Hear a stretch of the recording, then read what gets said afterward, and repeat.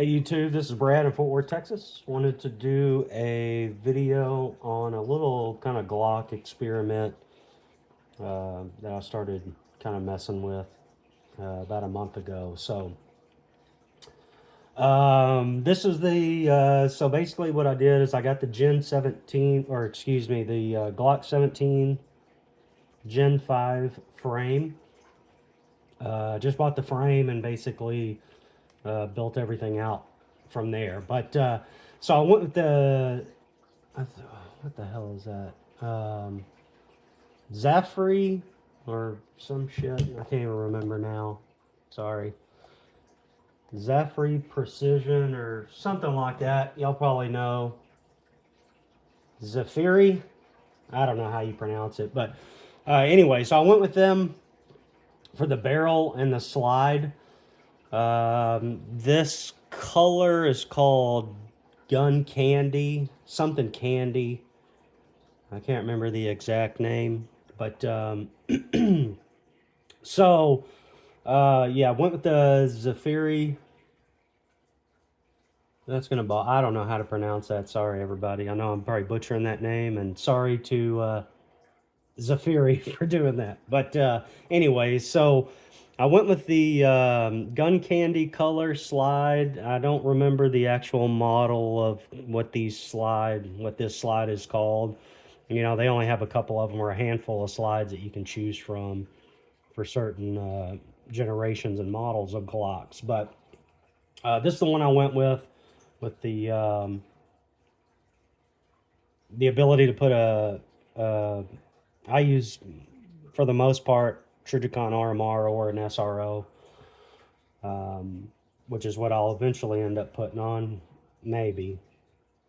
Basically my goal is I'm starting to get these Glocks now because I got my FFL and SOT, so I probably have about 20 or 25 Glocks upstairs, just different models. This is a ported one. This is the Glock 19. And basically what I wanted to do is kind of show the difference between a factory Glock and then one that you can upgrade. Now, of course, you know, the barrel and the slide was, I don't know, somewhere around $600. I went with a tungsten guide rod or recoil spring. And I think this is like a 14-pound or something, so a little lighter than what they come from the factory. Ported barrel. It's got 3 ports. Hopefully y'all can see that. The third one's kind of hidden by the slide. Here now you can probably see them better, maybe. But ported barrel. I went with the Wilson Combat trigger and connector. I'm probably, because I did a Glock that I have, it's a 357. It's old, probably had it for 20 years, but basically replaced all the internals and everything. And I ended up using a Ghost trigger, or the Ghost disconnector, and Ghost springs and stuff like that for the, I know it's not called a mainspring housing. I'm not sure what you call it in striker fired pistols, but it's whatever the housing is that that acts as a mainspring housing that would be on a 1911 or 2011. I just can't remember what they're called on the Glocks or any striker fired pistol. But so yeah, I'm probably going to switch or change the Wilson Combat trigger because I thought the Wilson Combat, and I carry Wilson Combat. I love Wilson Combat as far as the quality, but as far as Glock parts and things like that, I probably would not do it again.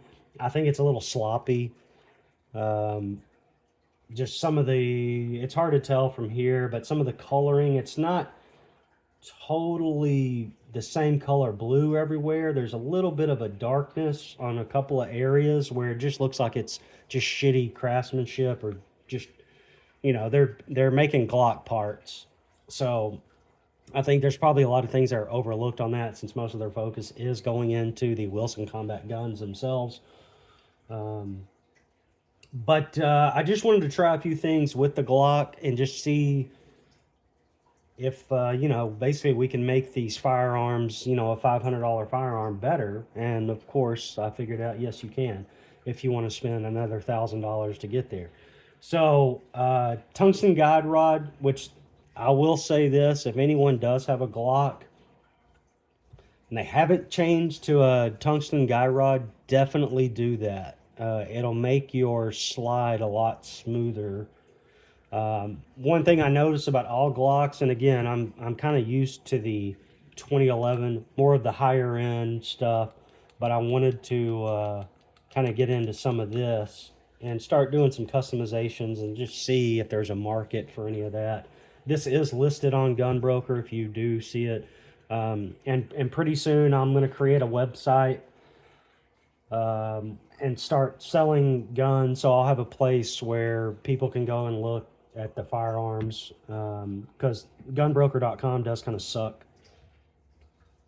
But anyways, enough about gunbroker.com. So I like the site. There's a lot of good things about it, but as far as when you go to selling, there's just too many fees and shit associated with that. So I need to just create a website so I can get that kind of up and running, and hopefully get the word out there on YouTube and people will start buying some shit. So,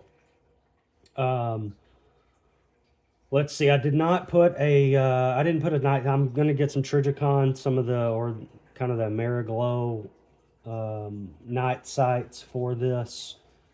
I needed something to take to the range, and because usually if you don't have some sort of sight on there, they won't let you shoot. But thankfully, no one was really paying attention, and only had a front sight and no other sights. But even without it, the shooting of the Glock with this kind of setup was so much better than a Glock that you just get the 17 Gen 5 right out of the factory. I can't remember what generation this is. This is just, let me see. It's a 19C, but I think it's probably either a Gen 3, maybe. I can't remember with that kind of pattern. But anyway, so just to hear the difference and kind of what you can do to your gun to improve the shooting and definitely improve the recoil. So, yeah, hopefully the sound comes out. So it seems like literally all the 20 Glocks that I've pulled out and racked the slide, they all sound the same.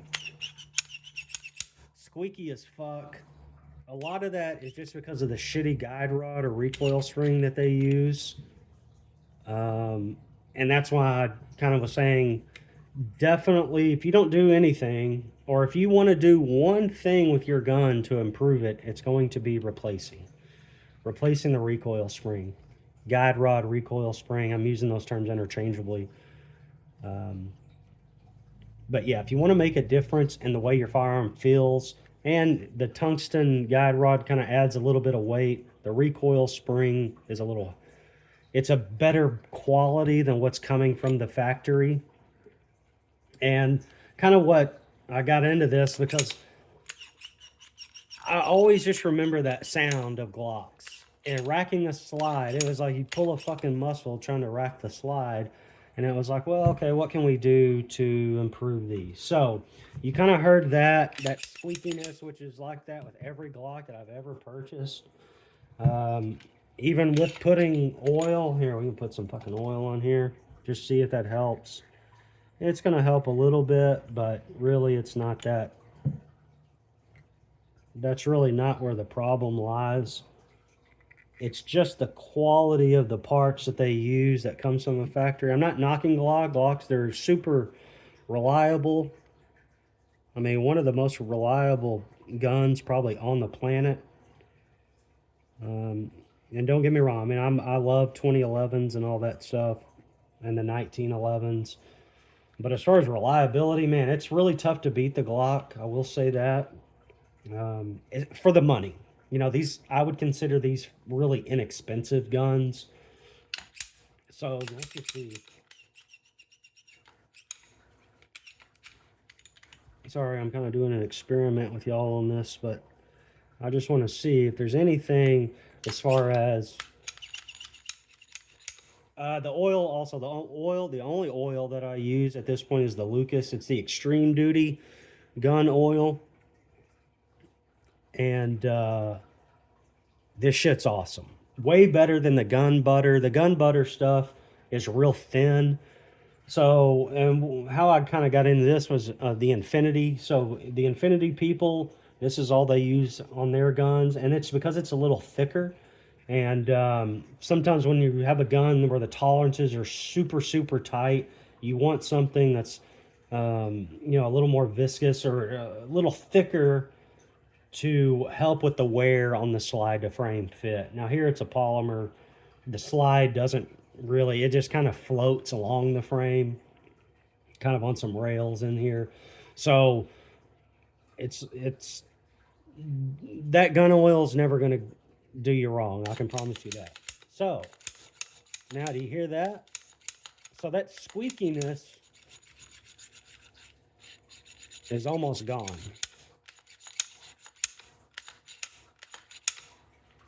Now, if you do that with gun butter, the squeakiness will disappear some, but you will still hear it. But the Lucas oil, it's really good oil. Highly recommend it. So yeah, this definitely help. Now the recoil spring is still super tight compared to one that's a little lighter.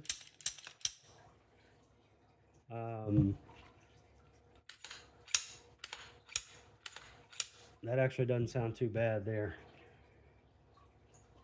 But definitely change your recoil spring.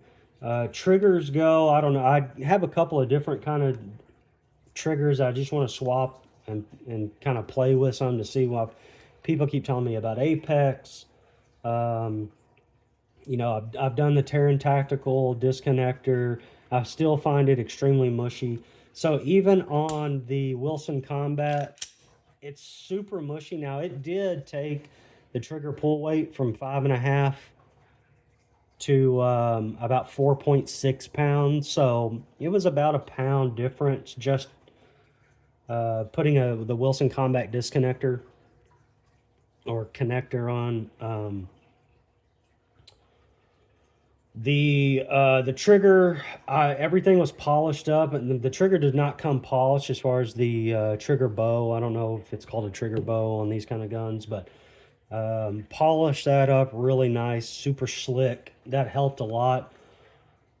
But the trigger is still very mushy, and even on the Ghost triggers I've done, they're still mushy. It's just I just can't seem to find, which I need to try the Apex, because the Apex triggers, and some of you guys probably know more about this than I do. They tell me there is a clean wall on the Apex triggers, that it's not mushy like this. The Wilson Combat, the Ghost trigger, basically all the triggers, to me, seem extremely mushy. Even with going, dropping a pound from 5.5 to 4.5 pounds on the trigger pull weight, it's still mushy. I've tried playing with some of the internals to try to get it to where you can try to get a wall there, kind of that's like a 2011 or 1911, more of probably a 2011. But I just cannot seem to find that. I've tried a bunch of different options except that Apex trigger. I'll do that next and see if that makes a difference. But and if any of you guys know of a trigger out there that's more in line with the 2011, like you pull it back some, there is a definite wall there, and as soon as you clip that wall, the gun fires. So if anybody knows any triggers like that and internals, please let me know, because I would like to play with some of these things. But I will say, with this setup, the Zafiri slide barrel definitely makes a lot softer shooting with the ports. With 3 ports, I had no feeding issues either. And I use Federal Munitions ammo. That's all I use. I use that on Glocks and even the Infinities and Staccatos. It's some of the best factory ammo that I have found, and highly recommend that. Even shooting the higher end 2011s, I have no issues with failure to feeds or anything like that with the Freedom Munitions. Blazer, Fiocchi, all those other ones I have had a lot of issues with. So, competition shooter actually recommended, hey, try the Freedom Munition, see how you like it. And I actually love it. And then the brass is really good for reloading too, if you're into that. So, yeah, it's still mushier than I like. What I do like about it, and what the Wilson Combat trigger and connector did help with, was the reset, which is nice. So you almost get, when you pull it back, the trigger was flat. If this was a flat trigger, it would damn near be at uh, a 90-degree angle with your kind of trigger housing, or trigger guard, I should say. So as soon as you break that wall, but you just see how mushy it is. So the reset, I will say that the reset is pretty cool. Not per, I mean, it's not an infinity or any kind of shit like that. But as far as a Glock goes, I would say that's pretty good compared to what I've seen on some of the other. Um, so yeah, it's really, your reset is, you're kind of angled back here a little bit with the trigger. When you pull it, I'm holding the trigger down now. But your reset is pretty good. It's almost comes back to where that 90, where it's flat, which would be great if it was just a little bit more of a wall instead of mushy. But as far as being able to rapid fire, you can actually, you can send rounds off pretty fucking quick, a lot quicker than I expected, and that's because of the reset.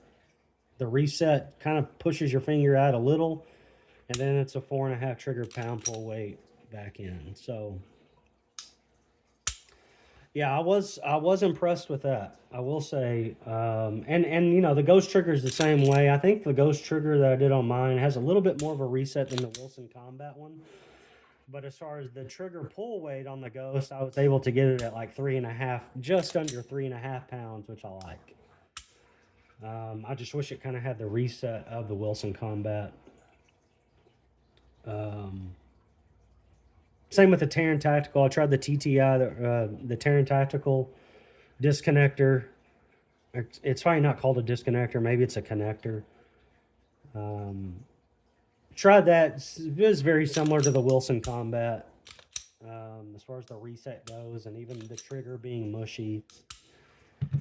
So, so here's a Glock. Let's see, Glock 19 Gen.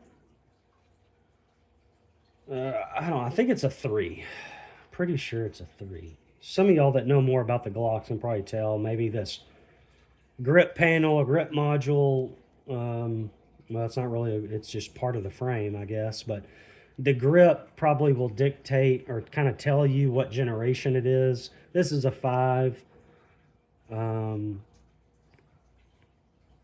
and I think it's just because of the texture. I don't know. There's some different things about it, but this is a Gen 3, almost positive. Gen 3 Glock 19, ported. I started getting ported Glocks. I even have some 10 millimeter and another, I think the Glock 17. Um,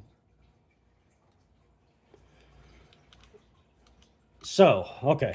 So onto the Glock 19. I know it's a little, this is a smaller, but so yeah, that sounds a lot better. I don't think it sounds as good as this, but it sounds pretty good. And just don't forget, Lucas Oil. So here, let's just see. So this is uh same. I would say it's mushy. I mean, it's just a long travel before you hit a wall. Now, what I will say I do like is that the wall is more defined or more pronounced. Now, the trigger pull weight on this has got to be 5.5 or more. It seems heavy to me. I think they come at 5.5 from the factory. But reset's not bad. The trigger pull weight's way too heavy for what I like. And I'll change out internals and stuff like that before I put this on gunbroker.com to sell. But yeah, if you do see some of my stuff on gunbroker.com, it's coming from me. So I do try to spend a lot of time before I put a gun on the website and go out and run about 15 to 20 rounds through it and just make sure it's exactly what I want or want it to feel like, and that's as fast as it could possibly be. So I'll do the same thing with this Glock too, and basically just enhance it, improve it. But trigger from the factory, you know, y'all are probably familiar with this. This is fairly new to me as far as the Glock and Smith & Wesson. I've got all kinds of fucking guns up there now that I need to start doing more videos on. Reset. It's not bad. It's just the weight's too heavy for what I like. So, and the weight, also the weight of this, and this is even a smaller, you know, Glock 19, Glock 17.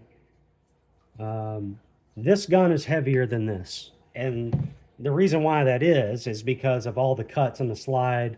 You know, the slide has been lightened up. So yeah, it's a huge difference. Even as far as the recoil goes, this was like shooting,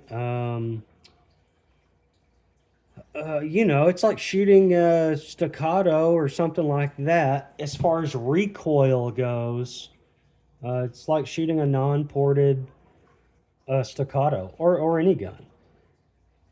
Any nice 2011 is kind of what the recoil reminded me of. Extremely controllable. Pretty nice shooting, actually. I was happy with kind of the upgrades or the enhancements I did to this and kind of how it turned out. I'll probably switch a trigger on that and try to find something that has a little bit more of a wall.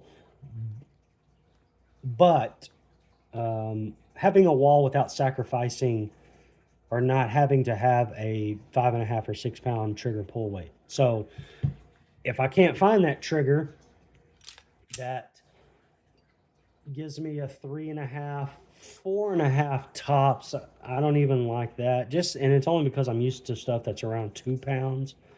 So it definitely feels weird, or just a little different, I should say. This is mushy, you know, very similar to this, but there's a lot more give. It's a soft mushy, if that makes sense. Meaning that you don't have to put a lot of pressure on it in order to get kind of to where that wall is. 4.5 pounds, but like I said, the reset was pretty good. So just wanted to do a little video on that, just because I'm sure a lot more people do obviously carrying Glocks and having Glocks in general. A lot more people have those guns than staccatos or anything like that. So yeah, this will be on gunbroker.com. It's already there, actually. I think I did one of the Canic, the TTI, the Combat Master, the one Terran Tactical. I'll do a video on that one too. That one's also for sale. I didn't do any enhancements to that. Just the gun is okay for what it is. But I'll do a video on that Canic, that TTI version. Just so y'all kind of know what you're getting into in case you're thinking about getting one. So, yeah, now this takes a Glock, you know, a $500 Glock, and turns it into, you know, a $1,200 Glock. But the difference, in my opinion, is certainly worth it. Having a lighter trigger pull, better reset, ported, not just a ported barrel and slide cuts for the ports on a barrel for the slide. The um, this I really really like this as far as that texture goes compared to the Glock. And even using the front of it to rack the slide, you can do that. When you get an optic out in there, it'll be a little different. But yeah, I will say how this turned out for the money. Super happy with. I don't think that you would find another $1,000 firearm that's as good as this. The Canic TTI Combat Master, I think, was around $1,000 of what I paid for that. It's not even close to where we are with this as far as the quality, the cycling, the being able to shoot super, a lot faster. Um, I do like, I do like this. This is okay. For $1,000, for $1,200, you will not find a better gun out there. I don't think. And again, I started out in a 2011 world. I just got into this probably 3 years ago, 3.5 years ago. I think one of the first guns I got was a staccato. And then, got the XC, and it just kind of snowballed from there, going Infinity and Terran Tactical and Limcat and Nighthawk and all that shit. So, yeah, my goal is here, the guns that I'll be selling is taking guns like this that are $500, putting $1,000 into them, and yes, it's a $1,500 Glock, but it's going to be the fastest, smoothest Glock that you've ever put your hands on. And I kind of wanted to do that because in order to give people that don't have a budget of five, six, seven, eight, $10,000 to spend on some of these, super high end 2011s. That, excuse me, that just talking bores me.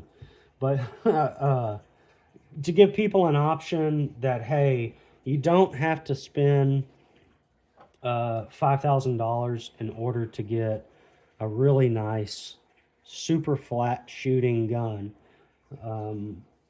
that you can spend $1,000, $1,200, $1,500, and yes, you can get a Glock or an M&P. I've kind of been eyeing some of the Ed Brown stuff. I'm a huge fan of Ed Brown, especially 1911s. Love Ed Brown. I think it's one of the best 1911s you'll find, especially for the money. They're super super fucking nice, and it just doesn't break the budget on you, kind of like a Nighthawk or some of the Wilson Combats will. And the Ed Brown to me is every bit as quality as a Nighthawk or a Wilson Combat. And like I said, I've had them all, I've tried them all. The price difference between Ed Brown, Nighthawk, and Wilson Combat, it's not. It's just not worth it. The Nighthawks are fucking, to me, crazy expensive for what you get. They're not a bad gun. I'm not saying that. I like Nighthawk a lot. I think they make great guns. But the trigger on the Wilson Combat, in my opinion, is better than a Nighthawk.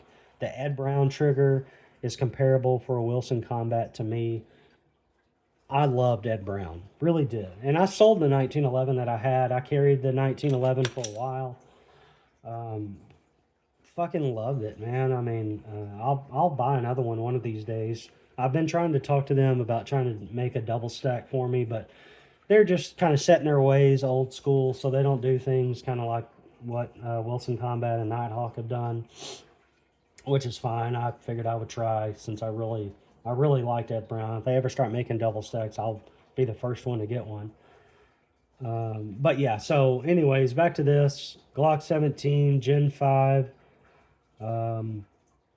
ported barrel, Wilson Combat trigger and connector, tungsten guide rod.